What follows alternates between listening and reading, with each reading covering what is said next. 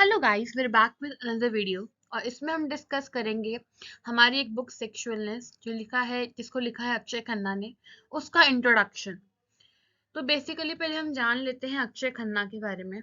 तो ये थे एक इंडियन एंथ्रोपोलॉजिस्ट जो सोसाइटी के इश्यूज को स्टडी करते हैं, सोशल कॉन्सेप्ट्स को स्टडी करते हैं। एक एलजीबीटीक्यू एक्टिविस्ट हैं ये, और जाने जाते हैं अपने क्वीर मूवमेंट के बारे में कि इन्होंने क्वीर मूवमेंट किया था इंडिया में, और उसके लिए इनका बहुत ही नाम है। जो धारा है 377 377 जो धारा है, उसमें भी इनका बहुत कंट्रीब्यूशन रहा है, जो एलजीबीटीक्यू कम्युनिटी को हेल्प करती है, एलजीबीटी कम्युनिटी की प्रेजेंस को सपोर्ट करती है। तो without any further delay, let us begin with our video.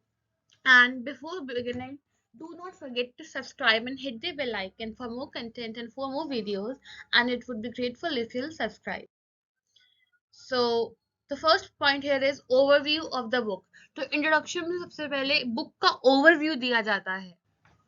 ये बताया जाता है कि जो बुक है ये एलजीबीटीक्यू का मूवमेंट के बारे में, उनके सपोर्ट में बुक लिखी गई है। ये दर्शाती है जो लोगों ने स्ट्रगल्स किए अपने राइट्स पाने के लिए, और जो लोग उनके साथ जुड़े इस जर्नी में, उनकी जीत को ये रिप्रेजेंट करती है।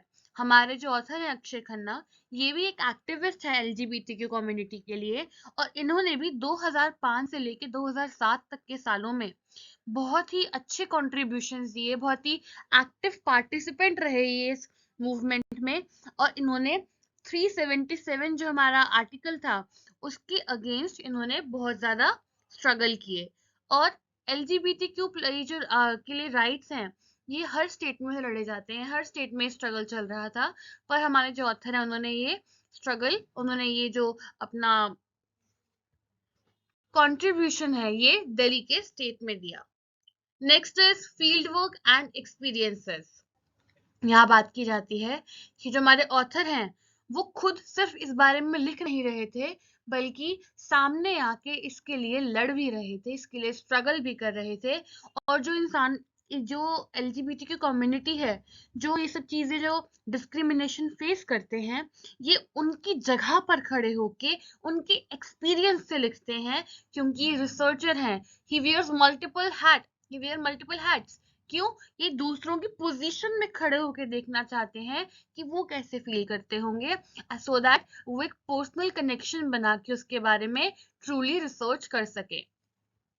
ऑल्सो ये इंडिया में बहुत जगह घूमे हैं, ताकि ये सारे इवेंट्स को खुद अपनी आंखों से देख पाए और समझ पाए कि एलजीबीटीक्यू कम्युनिटी क्या फेस कर रही है, और उसके बेटरमेंट के लिए क्या क्या स्टेप लिए जाने चाहिए, और क्या असलियत में हो रहा है हमारी सोसाइटी में। ये दूसरे एक्टिविस्ट से भी मिलते हैं। दूसरे एक्टिविस्ट की जो इनका एक्सपीरियंस रहता है वो इस बुक में डिस्क्राइब किया जाएगा कि कैसे दूसरों से इन्फ्लुएंस होंगे, कैसे इनके मन में अलग अलग थॉट्स आएंगे दूसरों के एक्सपीरियंसेस को देख के, और इनका ये जो मोटिवेशन है ये बढ़ जाएगा to support the LGBTQ plus community. Next is bias in focus. अब जो हमारी बुक है ना, ये मेनली मेन के बारे में बात करेगी, आदमियों के बारे में बात करेगी, and the main side of this community, main side of the activist, उनके बारे में बात करेगी। तो मेल पर्सपेक्टिव को एक फर्स्ट प्रायोरिटी की तरह ट्रीट किया जाएगा, एक ऐसा कॉन्सेप्ट जिसको हमेशा फर्स्ट हैंड एक्सपीरियंस मिलता है।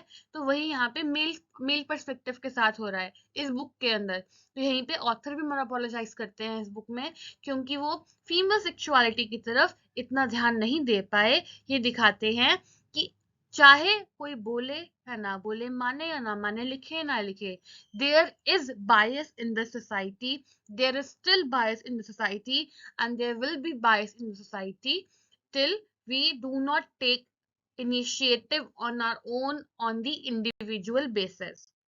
Next is challenges of being an insider ethnographer. अब यहाँ पे एथनोग्राफर कौन हो गया?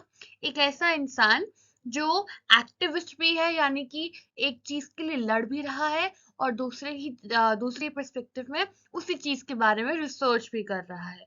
So person who is both an activist and a researcher तो ऐसे इंसान का जो पर्सपेक्टिव है वो ज्यादा फोकस्ड होगा, वो ज्यादा यूनिक होगा, क्योंकि वो on the ground, on the field आके हर चीज को एक्सपीरियंस कर रहा है, विटनेस कर रहा है। सो studying their own community becomes a more innovative, more unique, and a more widened experience for a person.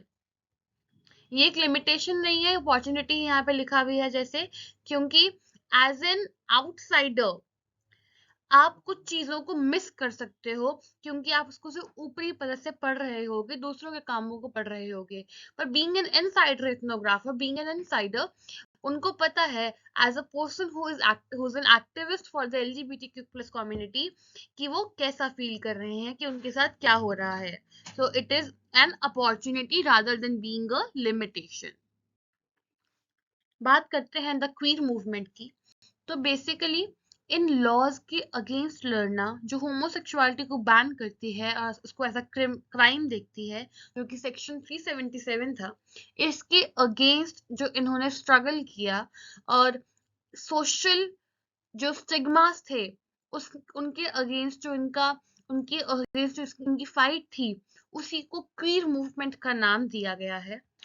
अब जो हमारे अक्षय खन्ना, जो हमारे इसके बुक के राइटर हैं, ये एक एंथ्रोपोलॉजिस्ट है, यानी कि सोसाइटी के इश्यूज में के ऊपर लिखते हैं और उसके ऊपर रिसर्च करते हैं। तो बेसिकली इनका यही बैकग्राउंड, एक सोशल रिसर्चर और एक एक्टिविस्ट का बैकग्राउंड इनको एक स्ट्रॉन्ग बैक देता है इस मूवमेंट के प्रोग्रेस के लिए, ताकि ये मूवमेंट सक्सेसफुल हो। और यही जो मूवमेंट था, इसमें जो काफी लोग जुड़े और उन्होंने एलजीबीटीक्यू प्लस कम्युनिटी का सहारा बने और उनको सपोर्ट किया, इसी को कहते हैं द क्वीर मूवमेंट। बढ़ते हैं आगे अपने अगले पॉइंट की तरफ। It is the chapter overview. जो चैप्टर्स हैं उसमें उनका कुछ ओवरव्यू दिया गया है हमारे इस इंट्रोडक्शन में। जैसे कि चैप्टर 1 है, ये बताता है कि कैसे जो गे मेन हैं उनकी जो मेडिकल रिपोर्ट्स होती हैं, जो उनका मेडिकल कंडीशंस होती हैं, उनको एज अ सैंपल यूज किया जाता है अलग अलग हेल्थ प्रोग्राम्स में। जैसे किसी एनिमल का यूज करते हैं ना, कि इनके ब्लड में क्या है, या इनकी अलग बॉडी स्ट्रक्चर क्या है, तो ऐसी हेल्थ प्रोग्राम्स के लिए इनकी इंफॉर्मेशन का यूज किया जाता है, which is incorrect, which should be offended. क्योंकि अगर एज अ पर्सन कोई मेरी इंफॉर्मेशन का, मेरी पर्सनल इंफॉर्मेशन का, मेरी प्राइवेट इंफॉर्मेशन का यूज करे, मेरी फिजिकल इंफॉर्मेशन का यूज करे किसी हेल्थ प्रोग्राम के लिए, तो obviously I will be offended.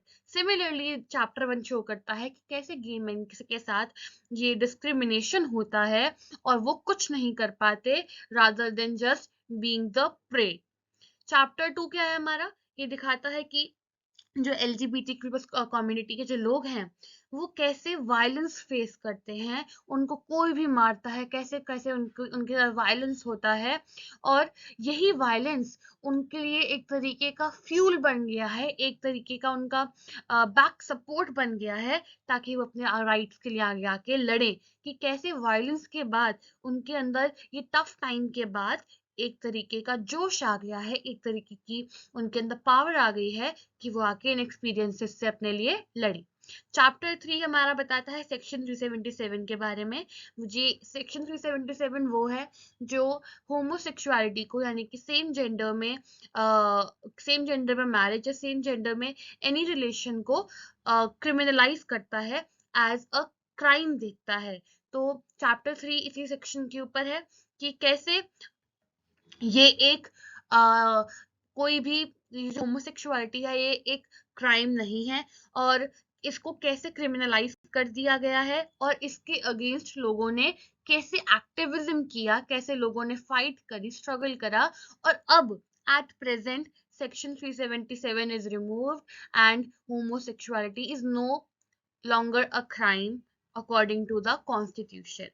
Moving forward, it is themes in the book.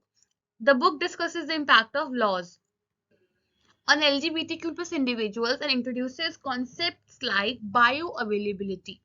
अब यहाँ पे जो हमारी बुक में थीम्स कौन कौन सी यूज करेगी, जैसे बायो अवेलेबिलिटी, अभी हमने पहले बात करी कि कैसे जो गे मेन हैं उनके साथ कैसे ट्रीट करती है हमारी सोसाइटी, उनकी बॉडीज को, उनकी फिजिकल इंफॉर्मेशन को यूज किया जाता है दूसरे लोगों को इंफॉर्मेशन देने के लिए, दूसरे लोगों को अलग अलग तरीके की चीजें सिखाने के लिए, which is truly not a good thing to do.